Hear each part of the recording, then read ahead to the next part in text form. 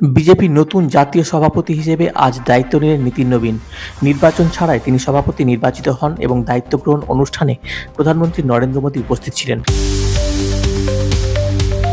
ভারত ও সংযুক্ত আরব আমিরাতের মধ্যে শিক্ষা ও গবেষণা ক্ষেত্রে সহযোগিতা আরও জোরদার করা হচ্ছে। দুই দেশ ছাত্র বিনিময়, উচ্চশিক্ষা ও ডিজিটাল শিক্ষার উপর বিশেষ গুরুত্ব দিচ্ছে। নির্বাচন কমিশন ভোটার তালিকা সংস্কার প্রক্রিয়া আরও স্বচ্ছ করতে নতুন উদ্যোগের কথা জানিয়েছে। আন্তর্জাতিক মঞ্চে এই সংস্কার প্রক্রিয়াকে উদাহরণ হিসেবে তুলে ধরা হবে বলে জানানো হয়েছে।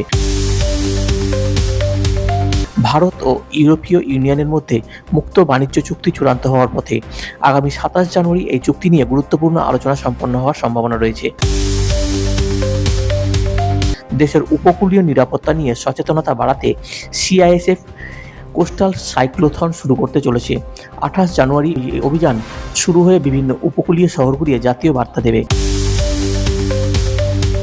উত্তর ও উত্তর পশ্চিম ভারতে আবহাওয়ার বড় পরিবর্তনের পূর্বাভাস দিয়েছে আবহাওয়া দপ্তর। বৃষ্টি ও বজ্রবিদ্যুৎ সহ তাপমাত্রা আরও কমতে পারে বলে সতর্কতা জারি করা হয়েছে। হাওড়া থেকে গুয়াহাটিগামী প্রথম স্লিপার বন্দে ভারত এক্সপ্রেস চালু হয়েছে। এই ট্রেনে আধুনিক সুযোগ সুবিধা থাকায় দীর্ঘ দূরত্বের যাত্রা আরও আরামদায়ক হবে। পরিবেশ দূষণ নিয়ন্ত্রণকে কেন্দ্র করে সরকার নতুন নিয়ম জারি করেছে। সরকারি নিয়ম না মানলে কড়া শাস্তির ব্যবস্থাও রাখা হয়েছে বলে জানানো হয়েছে। উত্তর ভারতের একাধিক রাজ্যে শৈত্যপ্রবাহের প্রভাব বেড়েছে। কিছু পাহাড়ি এলাকায় তুষারপাতের সম্ভাবনা রয়েছে বলে জানিয়েছে প্রশাসন। আন্তর্জাতিক অর্থনৈতিক মঞ্চে ভারতের ভূমিকা আরও শক্তিশালী হচ্ছে। বিশ্ব অর্থনীতিতে ভারতের অগ্রগতি নিয়ে একাধিক আন্তর্জাতিক সংস্থা ইতিবাচক মত প্রকাশ করেছে।